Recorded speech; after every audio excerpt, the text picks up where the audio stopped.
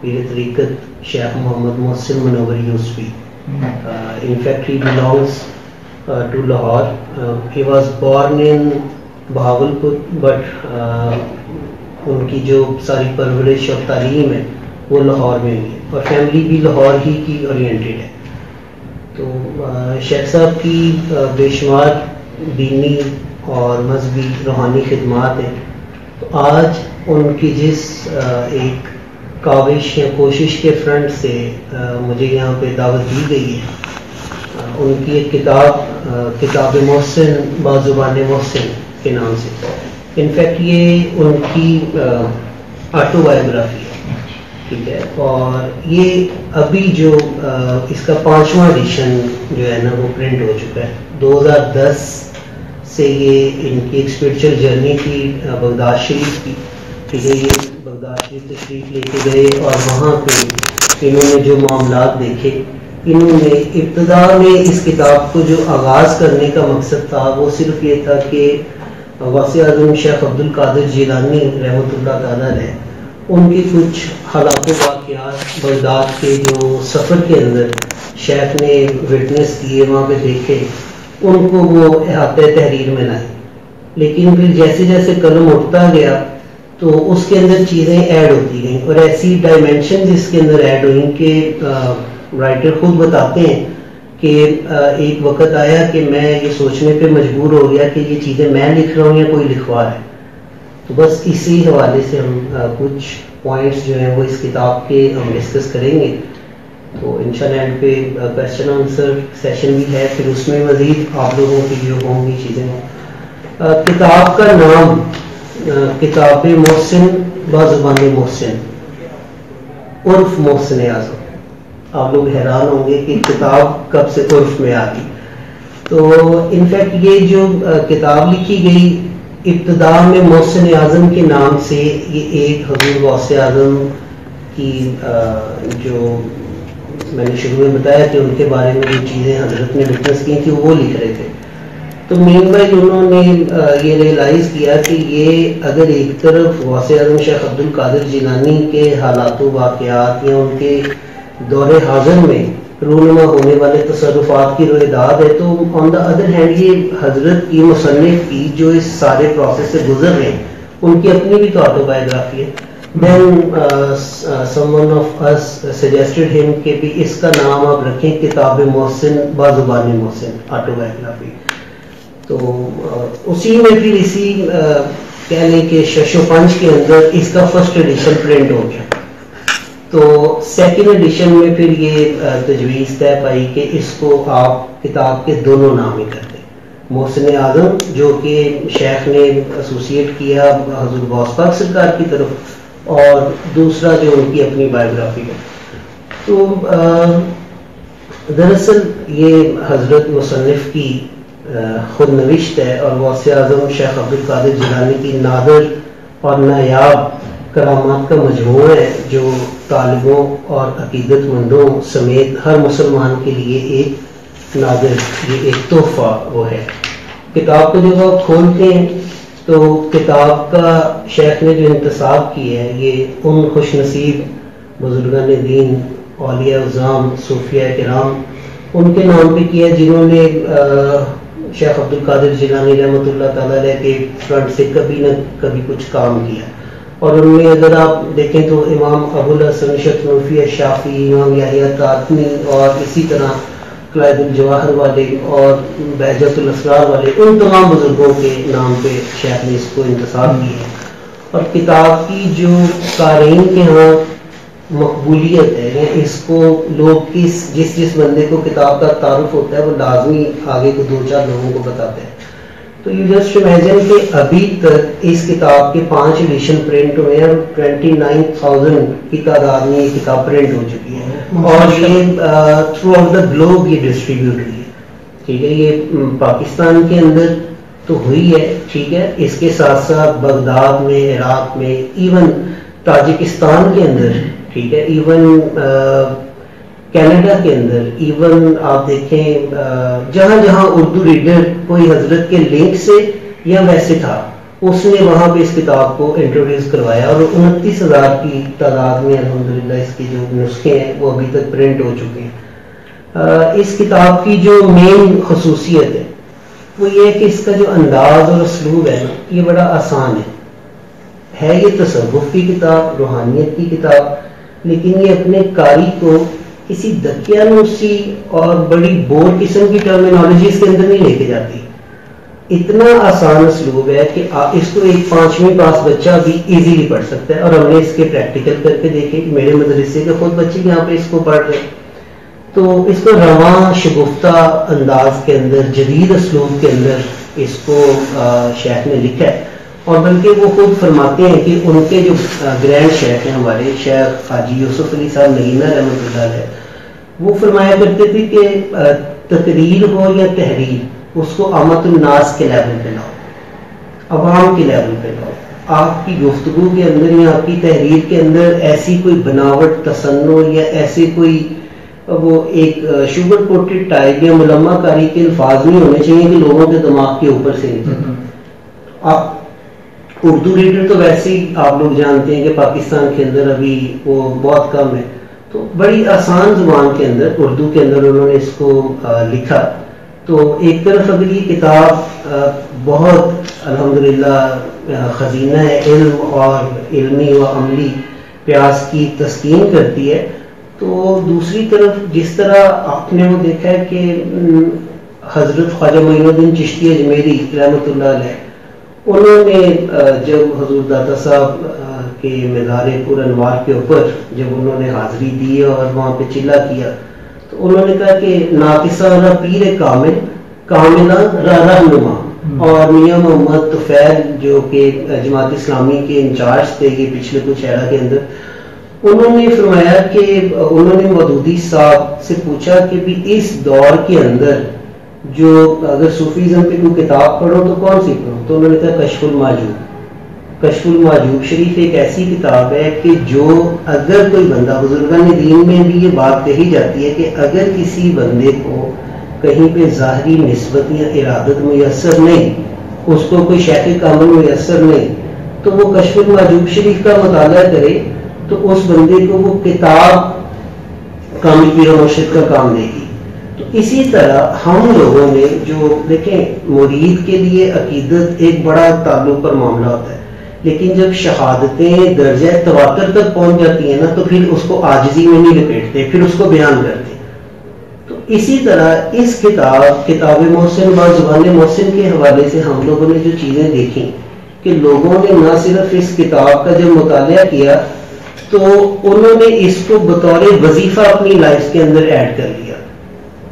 بطور وظیفہ انہوں نے اس کتاب کو اپنی لائف میں نہ صرف ایڈ کیا، کیونکہ یہ حضور غوث اعظم سرکار کی ذکر کی برکت سے، یا سیدی سلطان محی الدین شیخ عبد القادر جیلانی شیخ اللہ، ٹھیک ہے، یہ وظیفہ تو مشکلات کے حل کے لیے پڑھا جاتا ہے، ٹھیک ہے. تو اس کتاب میں شیخ عبد القادر جیلانی کو غوث اعظم کہا جاتا ہے. ان کے ذکر کی برکت سے کئی لوگوں نے اس کتاب کی برکت سے انہوں نے اپنے روزمرہ کے معاملات کے اندر اس کتاب کو مشکلات کے حل کے لیے مجرب پایا. یہ ایک اسپیکٹ ہے. دوسرا اسپیکٹ یہ ہے کہ روحانیت کے معاملات کے لیے رہنمائی، تصوف کی، روحانیت کی، موجودہ دور کی انتہائی آسان زبان کی کتاب. تو آغاز کتاب کے اندر ہی شیخ اس کو حضور غوث اعظم شیخ عبد القادر جیلانی کی بارگاہ میں ڈیڈیکیٹ کرتے ہیں، اور اس میں آپ لوگ پڑھیں گے کہ انہوں نے آپ کی بارگاہ میں ایک قصیدہ بھی لکھا جس میں ایڈ ہے میرے محبوب سبحانی شیخ عبد القادر جیلانی. اچھا، یہ ایک میں نے شروع میں بات کی کہ یہ ایک سفر نامے کی بھی صورت ہے کہ وہ جب بغداد گئے تو وہاں انہوں نے جو چیزیں دیکھی انہوں نے وہ اس میں لکھی. اب انہوں نے اگر وہ ایک صوفی شیخ ہیں تو انہوں نے یہ نہیں کیا کہ صرف تصوف ہی کو، صوفیزم ہی کو بیان کریں. انہوں نے کیا کیا کہ عالم ناسوت کے راہیوں کے لیے، عالم ناسوت ظاہری دنیا اور معاملات، ان کے راہیوں کے لیے سرزمین عراق کا یہ ایک دلچسپ سفر نامہ ہے. اب اس کے آپ ڈائمینشن دیکھیں کہ یہ ایک سفر نامے کی صورت بھی ہے، ٹھیک ہے، اور اسلامی بالخصوص تصوف کے جو شوق رکھنے والے لوگ ہیں ان کے لیے معلومات کا ذریعہ ہے. اولیاء اللہ تبارک و تعالیٰ کی محبت اور اسلام کی دعوت کا پیغام ہے. یہ ایک ہی کتاب کی بات ہو رہی ہے کہ والیومز کی بات نہیں ہو رہی. اسی طرح اگر عالم ملکوت یا جبروت کے مسافروں کے لیے یہ ان کے سوز یا ان کی محبت کے لیے یہ مرہم نے سبحانی بھی ہے اور جذبہ شوق و واقفیت و اسرار کے لیے موجدہ لامکانی بھی ہے. ایسے ہی اگر آپ اس کے دیکھیں حضور نبی کریم صلی اللہ علیہ وسلم کا ارشاد گرامی ہے کہ پانی کی تہوں میں موجود مخلوق سمیت تمام جو مخلوقات ہیں یہ اللہ تبارک و تعالیٰ کا ذکر کرنے والوں کے لیے دعا گو رہتے ہیں. اللہ تبارک و تعالیٰ کا ذکر کرنے والوں کے لیے دعا گو رہتے ہیں. اہل علم ہو اہل حکمت ہو اللہ تبارک و تعالیٰ کے اس نظام سے وہ بخوبی واقف ہے کہ یہ جو سسٹم ہے یہ کیا ہے. تو اس کتاب کے اندر مرد کامل نے اپنے جو مجربات یا اپنی فیلنگز یا جو احساسات انہوں نے لکھے ہیں تو وہ کتاب کو جب آپ پڑھتے ہیں تو آپ اس کا مشاہدہ جو ہے وہ اپنی آنکھوں سے کرتے ہیں. آپ سارٹ آف آپ ٹرانسفر ہو جاتے ہیں وہاں پہ. جیسے وہ مستنصر حسین تارک کہتے ہیں نا کہ جب کوئی سیاح اپنے وہ مشاہداتی و تجزیاتی رویوں کو لباس تحریر میں ملبوس کرتا ہے تو اس کے تناظر میں جو اس کا قاری ہوتا ہے وہ جو اس کا ریڈر ہوتا ہے وہ سیاح کے ساتھ ان اندیکھی زمینوں ان آب و ہوا اور فکری و تہذیبی ماحول وہ ان تمام چیزوں سے وہ آشنا ہوتا جاتا ہے. میں آپ کو اس کی ایک ایگزامپل دیتا ہوں اس کتاب کے بارے میں. ساؤتھ افریقہ سے قریشیہ مصطفیٰ نامی ایک خاتون نے ای میل کی. شی سیز دیٹ کہ مجھے یہ کتاب بغداد شریف سے ملی, ٹھیک ہے, اور وہ اردو پڑھنا جانتی ہیں. وہ پاکستانی تھی, ساؤتھ افریقہ میں مقیم ہیں. تو انہوں نے کہا جی کہ میں یہ کتاب میں نے یہ 3 سے 4 دفعہ پڑھنے کے بعد آپ کو ای میل کر رہی ہوں. اب دیکھیں کتاب ہے نا 1 دفعہ پڑھ لی 2 دفعہ پڑھ لی, تو میں 3 سے 4 دفعہ پڑھنے کے بعد آپ کو یہ ای میل کر رہی ہوں. اور میں نے جتنی دفعہ یہ کتاب پڑھی ہے اتنی دفعہ میری آنکھوں سے جو اشک ہیں آنسو ہیں وہ موتیوں کی لڑیوں کی طرح جاری ہے اور ساری رہیں. اور مجھے یوں محسوس ہوا ہے جیسے میں بغداد سے بے شک ساؤتھ افریقہ واپس آ گئی لیکن اب میں پھر بغداد میں پہنچ گئی, اب میں پھر بغداد میں واپس پہنچ گئی. تو یہ جو کتاب لکھی گئی اس کے اندر الحمدللہ شیخ نے جو سارے وہ معاملات بیان کیے ہیں, جیسے میں نے آپ کو کہا کہ وہ بغداد میں جب جاتے ہیں تو اب یہ میں جو نام لینے لگا ہوں نا 8 10 20 آپ لوگ کہیں گے یار اچھا یہ نام تو ہم نے کتابوں میں سنے ہیں, یہ بہت تصوف کی انٹرنل نشستوں کے اندر ہم نے سنے ہیں. کوئی بندہ کہے گا یار ان کے مزار ایگزسٹ بھی کرتے ہیں. لیٹ سے شیخ معروف کرخی رحمۃ اللہ تعالی دا پائنیئر آف دا تصوف کے پائنیئرز میں سے, ٹھیک ہے, اور حضور غوث پاک سرکار کے شیخ عبد القادر جیلانی کے مرشدوں میں سے. اچھا, شیخ معروف کرخی, سید محمود آلوسی بغدادی, تفسیر روح المانی. ہم نے تفسیر کا بڑا نام سنا, ہم جب پڑھتے تھے یونیورسٹی میں بڑا جی روح المانی کا حوالہ دیں فلاں. اچھا بھائی یہ ان کا کہیں مزار ایگزسٹ کرتا ہے, ٹھیک ہے. اس کے بعد شیخ منصور حلاج انالحق, ٹھیک ہے, شیخ منصور حلاج, خواجہ جنید بغدادی. اچھا یار دونوں کا نام اکٹھا ہے تو مجھے ان کا ایک واقعہ یاد ہے. کہتے ہیں کہ شیخ منصور حلاج رحمۃ اللہ علیہ ان کے وہ جو فتویٰ کے اوپر نا شیخ جنید بغدادی کے بھی سائن تھے. تو جب وہ لے کے آئے نا تو انہوں نے بس مولوی ہوتے ہیں بیچ, وہ لے آئے, انہوں نے کہا جی شیخ یہ منصور حلاج انالحق کہتا ہے, کیا فتویٰ ہے؟ انہوں نے کہا فتویٰ طریقت کا مانگتے ہو شریعت کا. وہ بھی بڑا سمجھدار بندہ تھا, اس نے کہا بتائیں طریقت میں فتویٰ آتا ہے, فتویٰ شریعت کا ہے. انہوں نے کہا پھر ٹانگ دیں.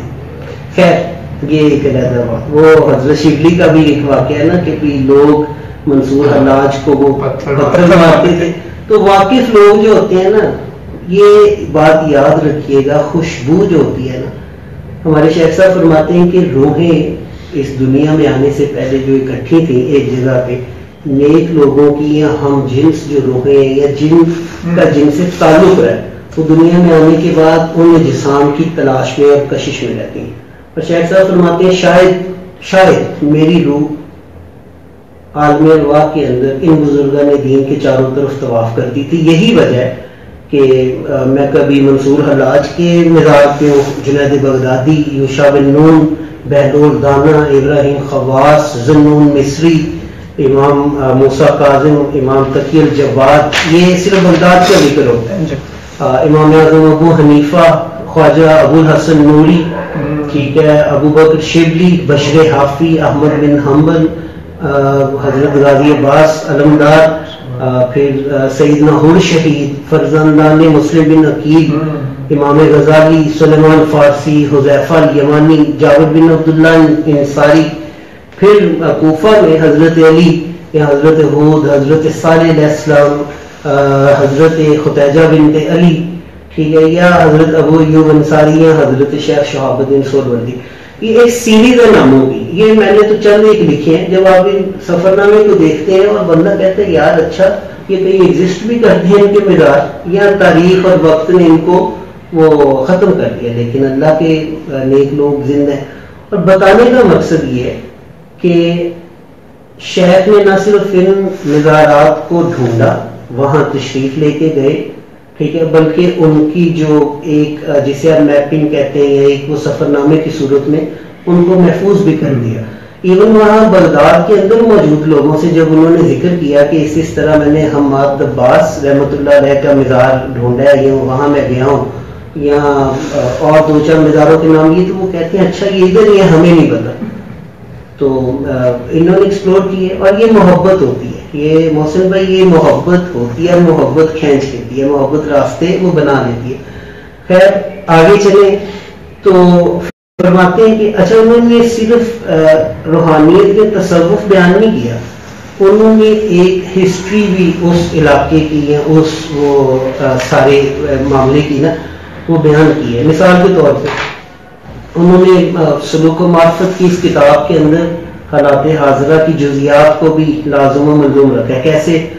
فرماتے ہیں کہ یہ 2010 کی بات ہے. فرماتے ہیں کہ چنانچہ بغداد شریف کی پرنور اور سحر انگیز فضاؤں میں ایئرپورٹ سے مختلف سڑکوں اور علاقوں سے گزرتے ہم آزمیاں روانہ ہوئے. کم و بیش 72 لاکھ آبادی والا عرب دنیا کا دوسرا بڑا شہر، یہ جزیات دیکھیں، 72 لاکھ آبادی، دوسرا بڑا عرب دنیا کا شہر، اپنی ہزاروں سالہ پرانی تہذیب لیے ہمارے سامنے موجود تھا. گو امریکہ کے ناجائز قبضے اور ظلم کی وجہ سے وہاں جو حالات پیدا ہوئے ان کا اندازہ ہمیں ایئرپورٹ لینڈ کرتے ساتھ ہی ہو چکا تھا، کیونکہ ہر طرف جنگ کی تباہی کے آثار اپنی جگہ بذات خود منہ بولتا ثبوت تھے. نظام زندگی درہم برہم، بجلی کا نظام نہ ہونے کے برابر، ایئرپورٹ خستہ حالت، ریلوے کا نظام مفلوج. اور وہاں کے لوگوں سے پتہ چلا کہ امریکیوں کی بربریت سے وہاں کے ٹیکنیکل ہینڈ لوگ مثلا پروفیسر، سائنسدان، انجینئرز وغیرہ چن چن کے قتل کیے جا چکے تھے. اب یہ وہ جو ہسٹری کے معاملات ہیں، اگر آپ صوفیزم کی کتابیں پڑھیں تو آپ کو یہ صوفیزم کی کتابوں کے اندر نہیں ملتے. تو شیخ نے نہ صرف اس کے اندر تصوف روحانیت کو بیان کی ہے، بلکہ انہوں نے وہاں کی ایک جو ہسٹری اور تاریخ ہے اس کو بھی وہ محفوظ کیا ہے. اب اینڈ کے اوپر میں جو اس پہ دو چیزیں مزید عرض کرنا چاہوں گا کہ ایسا نہیں ہے کہ انہوں نے اس کے اندر بڑی نپی تولی ٹرمینالوجیز یوز کی ہیں، بلکہ مصنف کے ہاں جو مزاح کا عنصر ہے وہ بھی نظر آتا ہے. قاری پورے سفر نامے میں تو جب اس کو پڑھ رہا ہوتا ہے تو زیر لب مسکرا بھی رہا ہوتا ہے، تو کہیں کہیں اس کی پیشانی ارکریز بھی ہو جاتی ہے، ایسی تنویر بھی اس کو نظر آتی ہے. اور گفتگو کا اسلوب بھی یہ ہے کہ آپ اگلے کو جب مخاطب کرتے ہیں تو مذاق میں اس کو بات سمجھا دیں، تنویر میں سمجھا دیں، مقصد ہے کہ اس کے دل اور دماغ میں اتر جائے. اور یہ خصوصیت اس کتاب کو اللہ تبارک و تعالیٰ نے وہ عطا کی ہے. تو ایک بات جو مجھے بتائی گئی تیمور صاحب کی طرف سے کہ مجھے یہ بھی بتانا ہے کہ میرا پرسنل فیوریٹ پارٹ کون سا ہے اس کتاب کے اندر. تو یہ بات میں پہلے عرض کر دوں کہ وی بلانگ ٹو نقشبندی خانوادہ، اینڈ نقشبندی خانوادہ کے اندر آپ کو سما کی اجازت نہیں، ٹھیک ہے. لیکن شیخ نے ایسے پیرامیٹر الیبوریٹ کیے ہیں یا اس کے اندر آپ کہہ لیں کہ تجدید یا اس کو بیان کیا ہے. تو اس میں موضوع لکھا ہے رقص مولوی. رقص مولوی انہوں نے لکھا ہے رقص مولوی. اینڈ واٹ از دا رقص مولوی؟ کہتے ہیں کہ میں جب یہ بغداد میں ان کا یہ روانگی کا تھا پروگرام، تو ان کا ارادہ تھا کہ کونیا میں مولانا روم رحمۃ اللہ تعالیٰ علیہ ان کے مزار پہ بھی یہ تشریف لے کے جائیں گے وہاں پہ. تو جب انہوں نے کونیا کے لیے وہ سارا معاملہ ہوا تو ان کا یہاں سے چلتے ہوئے یہ ارادہ تھا کہ ورلنگ درویش کا وہاں جو مولانا روم کے میوزیم کے باہر وہ وہاں پہ پرفارم کیا جاتا ہے وہ دیکھیں گے. بہت پڑھا ہے اس کے بارے میں مولانا روم کے وہ سارا جو سلسلے کا وہ ذکر ہے. اور یہ بھی ایک سچ ہے کہ یار کو منانے کے انداز ہے. شیخ فرماتے ہیں کوئی ہنس کے یار مناتا ہے، کوئی رو کے یار مناتا ہے، اور میں کہتا ہوں کوئی ناچ کے یار مناتا ہے. تو بات یہ ہے کہ سائیوں کو راضی کرنا ہے. تو فرماتے ہیں کہ خیر میرا ارادہ تھا کہ میں وہاں پہ مولانا روم کے مزار پہ وہ دیکھوں گا. تو کہتے ہیں کہ لیکن جب میں حضور غوث اعظم کے مزار پہ پہنچا تو وہاں پہ میں نے ایک منظر دیکھا.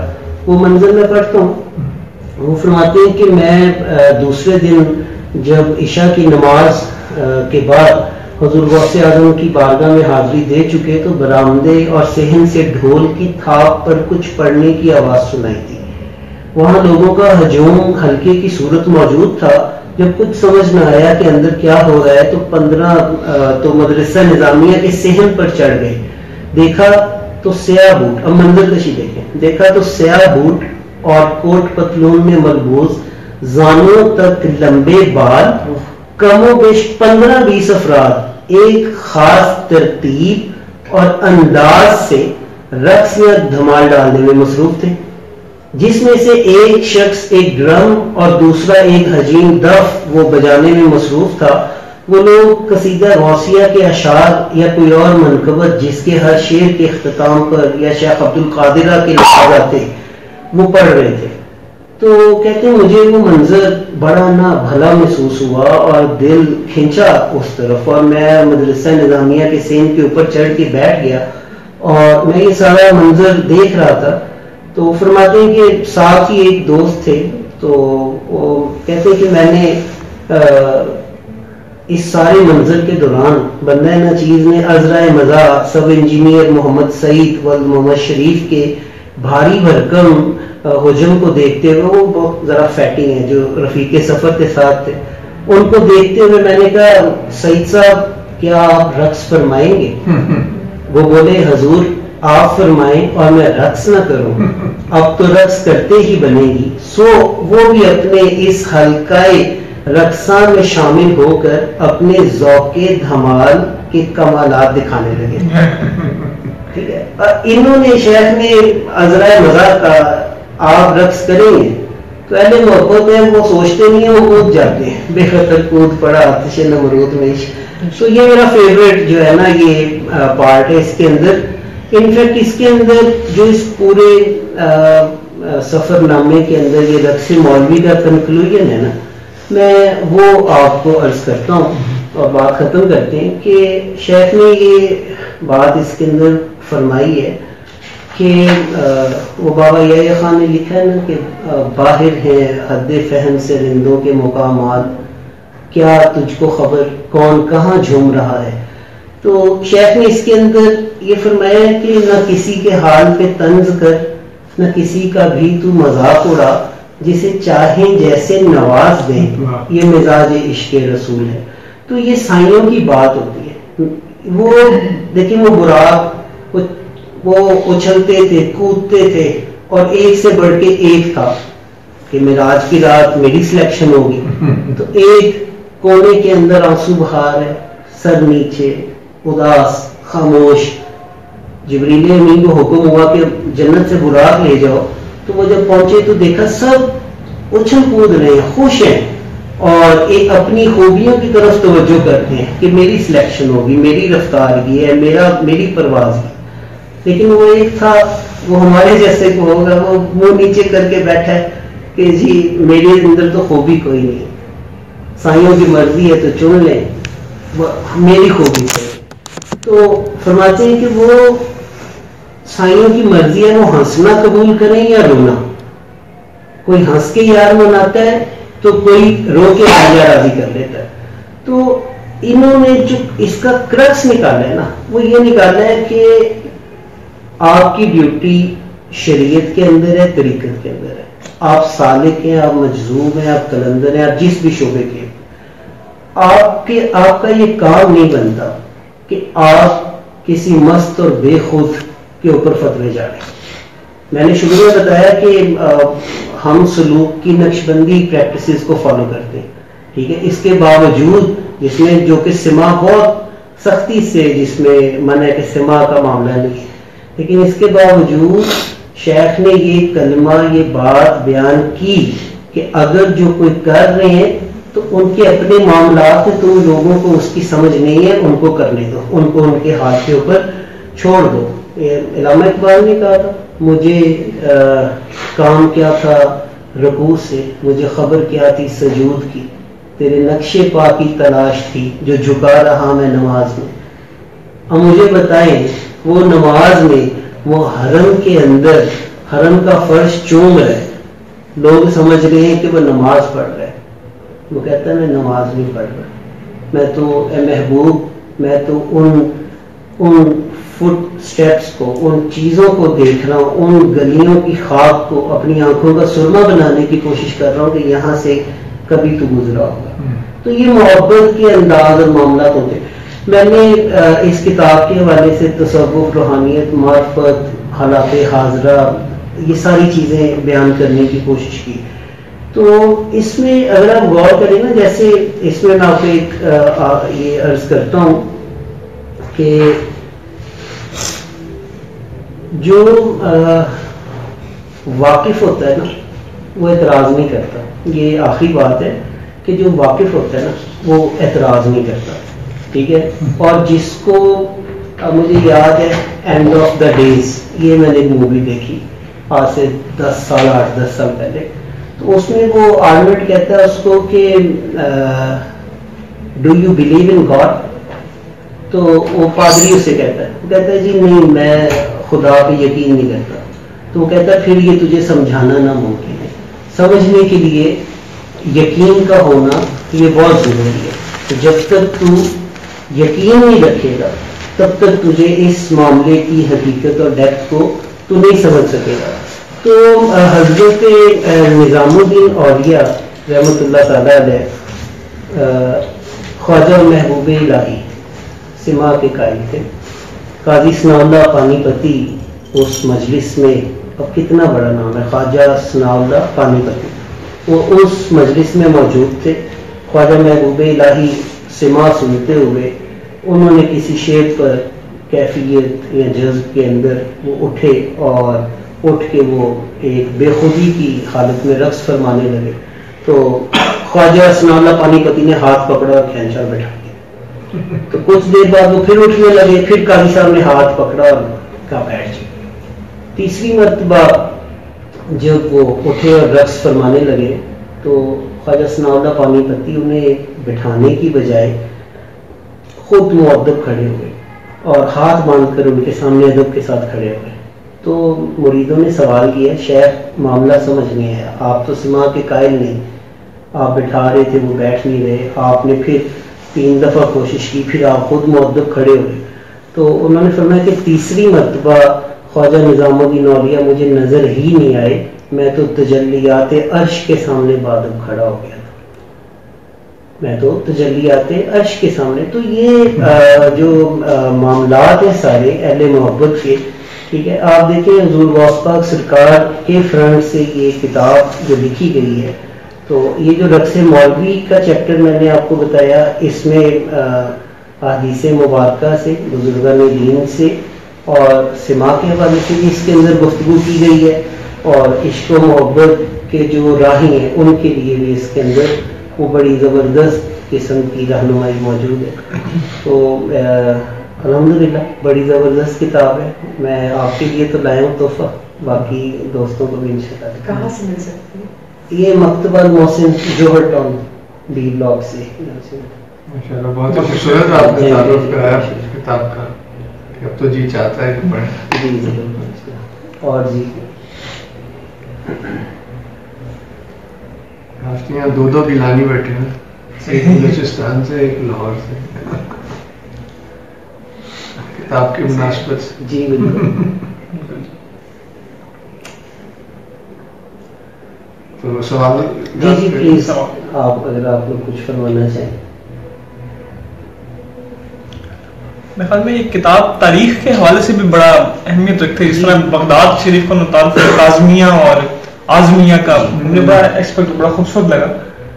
جس طرح امام موسیٰ کاظم سے وہ ایک دریا درمیان میں بہتا, اس سائڈ پہ کاظم بستا, اس سائڈ پہ بغداد کو جو دریا دجلہ ہے یہ دو حصوں میں تقسیم کرتا ہے, اور دریا دجلہ کی ایک طرف امام اعظم ابو حنیفہ ان کا مزار ہے, اور دوسری طرف امام کاظم ان کا مزار ہے. ہاں جی, امام موسیٰ کاظم. تو انہی کی نسبت سے اس پورشن کو کاظمیہ کہا جاتا ہے, اور ادھر امام اعظم ابو حنیفہ کا مزار ہے. تو اور دوسری نسبت یہ بیان کی جاتی ہے کہ شیخ عبد القادر جیلانی جنہیں غوث اعظم کہا جاتا ہے, تو ادھر اعظمیہ اس نسبت سے, اور ادھر جو کاظمیہ ہے یہ امام موسیٰ کاظم کی نسبت سے اس کو کہا جاتا ہے. اس میں جیسا میں نے شروع میں بتایا بھی کہ کتاب کے اندر جو اب اس کے اندر یہ پورشن ہے ترکی کا سفر نامہ جو ہے وہ بھی اس کے اندر شامل ہے, کچھ حصہ اس کا. ابھی باقی نیکسٹ چھٹے ایڈیشن میں انشاءاللہ وہ آئے گا. اچھا, اس کی ایک خصوصیت یہ ہے کتاب کی, یہ جیسے جیسے لکھی جا رہی ہے ویسے پرنٹ ہو رہی ہے. مثلاً اگر 50 صفحے لکھے گئے تو نیکسٹ ایڈیشن میں وہ شامل کر کے پرنٹ کر دیے جاتے ہیں. ویٹ نہیں کیا جاتا جی اس کو 2 سال 4 سال بعد آپ چھاپیں, جتنا میسر ہے وہ چھاپ دیا جاتا ہے. تو ترکی کا اس میں سفر نامہ آئے گا. تو میں نے جب وہ ترکی کا سفر نامہ میں نے پڑھا اس کے اندر, تو وہ بیان کرتے ہیں وہاں پہ کیپاڈوسیا کو بیان کرتے ہیں, کونیا کو, انقرہ کو بیان کرتے ہیں. تو میں بڑا حیران ہوا کہ ہم لوگوں نے سنی سنائی باتیں تھیں کہ جی ترکی کے اندر تو اسلام کو بیس نکالا دے دی ہے, یہ ہے وہ ہے, داڑیاں نہیں ہیں لوگوں کی, سارے معاملات. امام آتا ہے وہ آرٹیفیشل داڑھی لگاتا ہے, نماز وہاں پہ پڑھاتا ہے, اور پھر داڑھی وہاں پہ ہینگ کر کے وہ واپس چلا جاتا ہے. تو گو کے معاملات کچھ اسی طرح کے. لیکن شیخ نے ایک بات ہمیں بڑی وہ عجیب بتائی. فرماتے ہیں کہ مائی مدر ریسٹورینٹ تھا وہاں پہ, اور وہاں پہ منظرہ کے قریب کیپاڈوسیا میں نا, تو منظرہ ریسٹورینٹ کے قریب ایک ریسٹورینٹ ہے مائی مدر. تو کہتے ہیں کہ میں وہاں پہ ہم لوگ گئے کھانا کھانے کے لیے.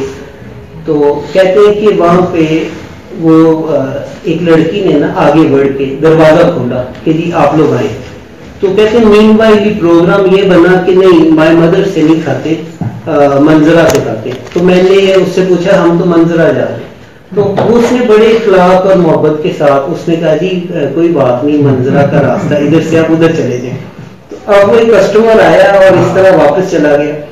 تو کہتے ہیں کہ لیکن نا میرے دل میں بڑی خلش کہ اس بچی نے اتنی محبت سے اور عقیدت سے دروازہ کھولا ہے.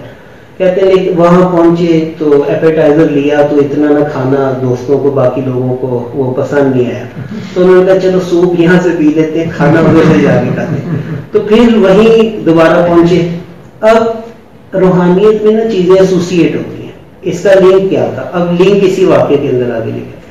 کہتے ہیں کہ جب ہم لوگ وہاں پہنچے اس بچی نے بڑی محبت سے کھانا سرو کیا, اور سارے وہاں پہ وہ خلصہ کی مسز بھی تھیں, تعارف بھی ہوا سارا. تو کہتے ہیں کہ میں نے دیکھا کہ بزرگان دین کی محبت ان لوگوں کے دلوں کے اندر جس طرح ہم یہ آیات کریمہ یا مختلف آیات کے توغرے لگاتے ہیں گھروں میں یا اس طرح. تو کہتے ہیں انہوں نے نا مولانا روم رحمۃ اللہ تعالیٰ علیہ کا جگہ جگہ ایک ایک گھر کے اندر یا حضرت مولانا ٹھیک ہے. وہ کہتے ہیں ان کے تغرے لگے ہوئے, وہ چیز بتاتی ہے کہ وہ مولانا روم سے کتنی فنا کے درجے کی محبت کرتے ہیں. اچھا, کہتے ہیں جب وہ بچی نے کہا کہ میں اگر آپ اجازت دیں تو میں اپنی والدہ کو بلانا چاہتی ہوں, تو اس نے اپنی والدہ کو بلایا. اب اس کی والدہ جب آئی تو وہ بوڑھی ضعیف اماں, وہ حضرت کی کبھی پگڑی کو چومتی ہے, کبھی یہاں چومتی ہے, ٹھیک ہے, اور وہ بار بار نا یہی اسی چیز کا وہ اظہار کرتی ہے, جی آپ ہمارے شیخ ہیں, آپ بزرگ ہیں, نقشبندی سلسلے سے ہیں. تو ایسا فرماتے ہیں کہ گو ان لوگوں کے اطوار یا لباس یا وہ معاملات وہاں کی یورپی ہیں, لیکن دل ان لوگوں کے آج بھی حجازی ہیں, دل ان لوگوں کے آج بھی حجازی ہیں. تو جب یہ معاملات آپ پڑھتے ہیں نا تو آپ کو یہ محسوس ہوتا ہے کہ آپ کسی نا دوسری دنیا میں چلیں گے. ایسا نہیں ہے جیسے میں نے شروع میں بتایا کہ جی صوفیزم کی یوزلی آپ کتابیں پڑھیں نا تو بندہ کہتا ہے یار یہ کون سا معاملہ ہے. یہ کتاب جب آپ پڑھتے ہیں تو آپ کو محسوس ہوتا ہے نہیں یار یہ ریئلٹی کی اور ہماری روزمرہ زندگی کے معاملات کے اندر ہی یہ معاملے موجود ہیں. یہ روحانیت کے تصور. ایک تو چیزیں میں ایڈ کرنا چاہتا ہوں جو مدثر صاحب نے فرمائی کہ یہ جو بک ہے مجھے بھی اس کو پڑھنے کی سعادت حاصل ہوئی ہے. تو اس بک میں جو ہے نہ صرف روحانی دنیا کے واقعات لکھے گئے ہیں, اس کے اندر ایسے ایسے ایکسپیرینسز انہوں نے ڈسکرائب کیے ہیں شیخ صاحب نے کہ جو آپ کو کسی روحانی کتاب میں نہیں ملتے. ایسی بہت ساری حیرت انگیز باتیں جو کہ آج کل کے دور میں ہونا, ہم لوگ چونکہ سائنس کا دور ہے نا یہ, تو کافی ماڈرن ٹیکنالوجی اور وہ سارا ہماری تھاٹس بھی کافی اس کے ساتھ چینج ہوئی ہیں.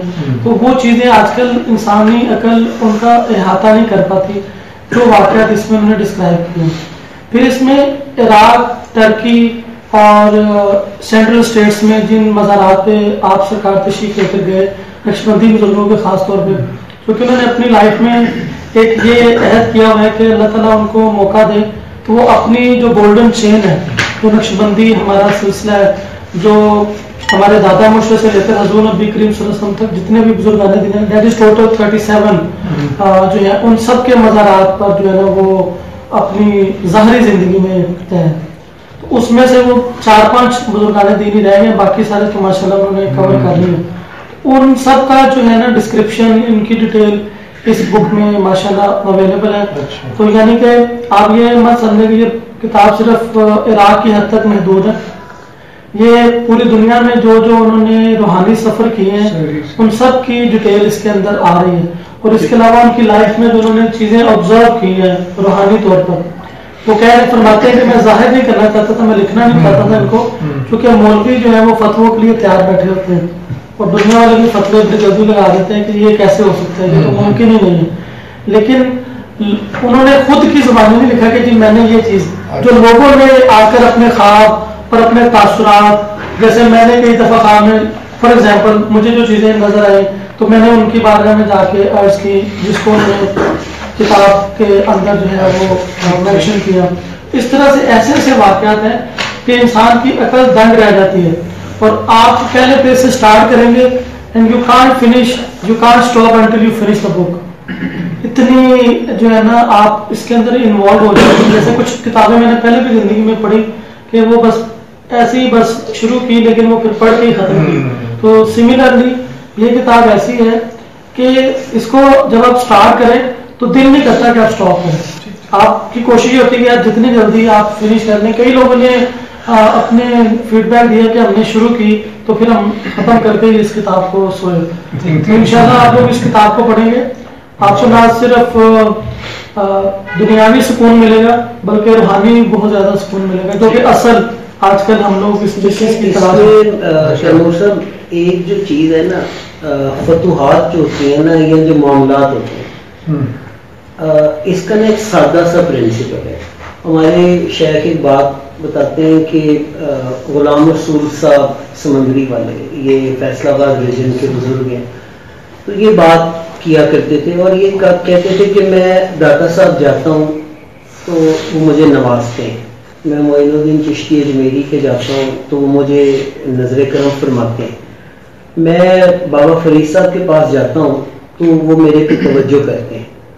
اچھا, لیکن محسن صاحب آپ کو پتہ ہے یہ سب کیوں ہے؟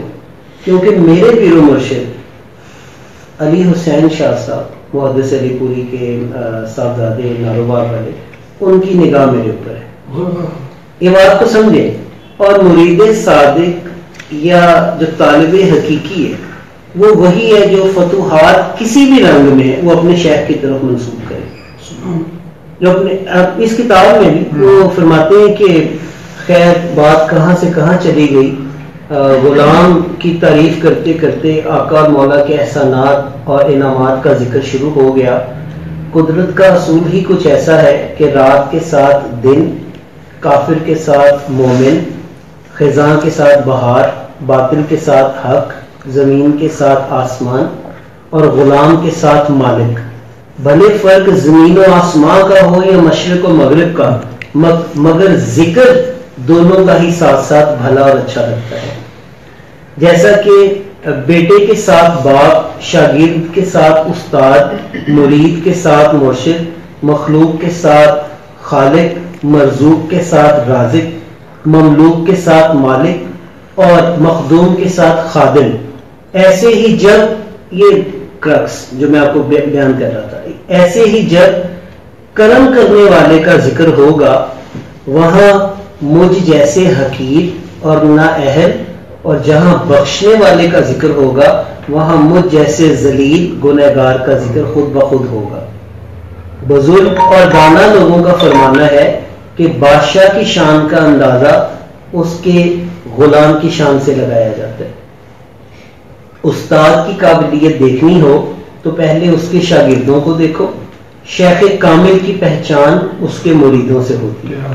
یہ تمام باتیں اپنی جگہ درست، مگر بعض اوقات بعض مرید اور شاگرد اپنی کوشش اور سائی کوشش سے اپنے مالک اور مربی کا رنگ اپنے اوپر چڑھا لیتے ہیں.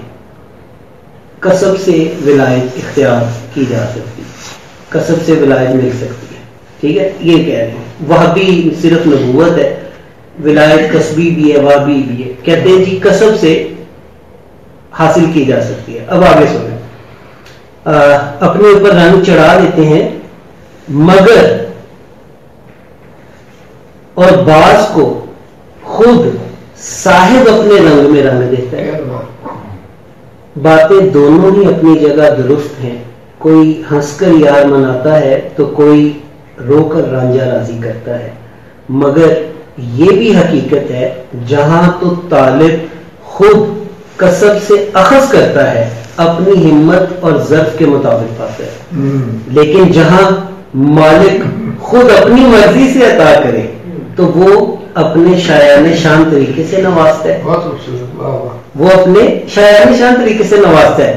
بادشاہ جب خوش ہو کر دینے پر آتا ہے تو پھر اپنی سلطنت اور مرتبے کے شایان شان عطا کرتا ہے.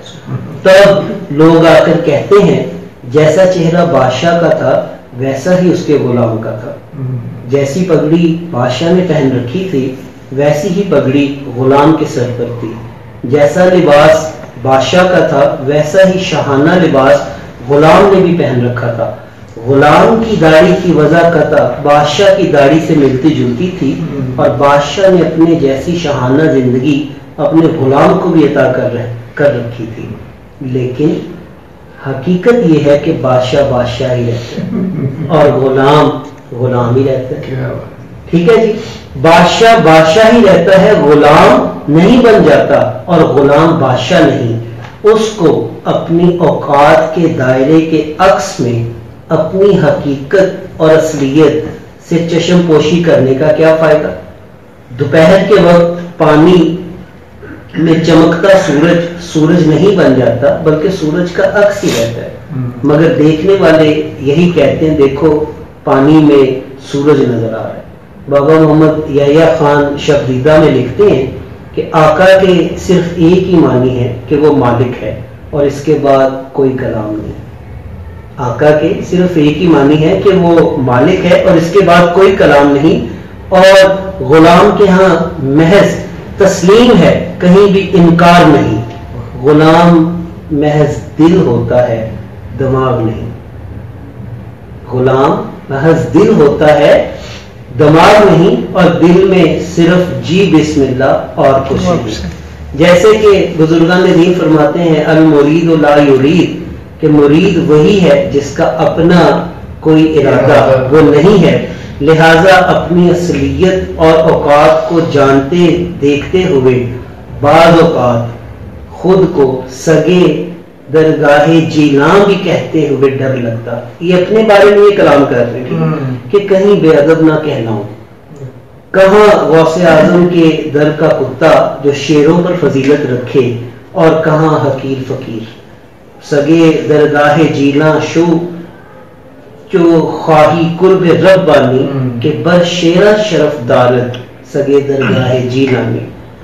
تو خیر بات کہاں سے، یہ انہوں نے اس کو بغداد کے سفر نامے کو یہ 82 پیج پہ انہوں نے کنکلوڈ کیا، تو وہاں یہ بات کر رہے ہیں.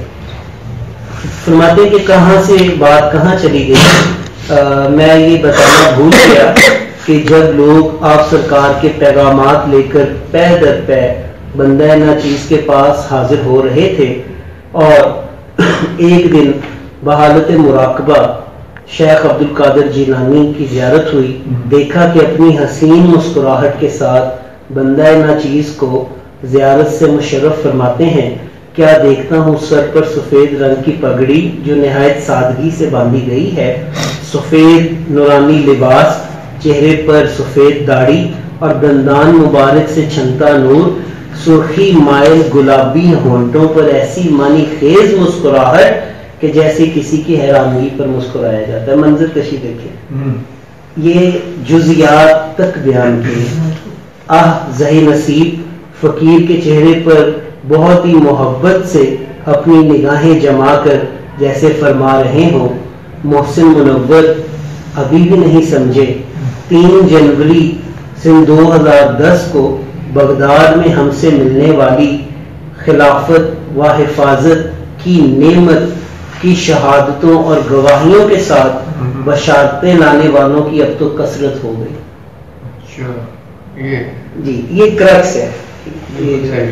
یہ جو ویسی نسبت جو میں نے ذکر کیا نا شروع میں کہ حضرت کی بیعت نقش بندیہ سلسلے میں، لیکن ان کا جو اخذ ہے یا ان کا جو رابطہ ہے یہ شیخ عبد القادر جیلانی رحمۃ اللہ تعالی علیہ کے ساتھ انداز اویسیہ کے اوپر قائم ہے.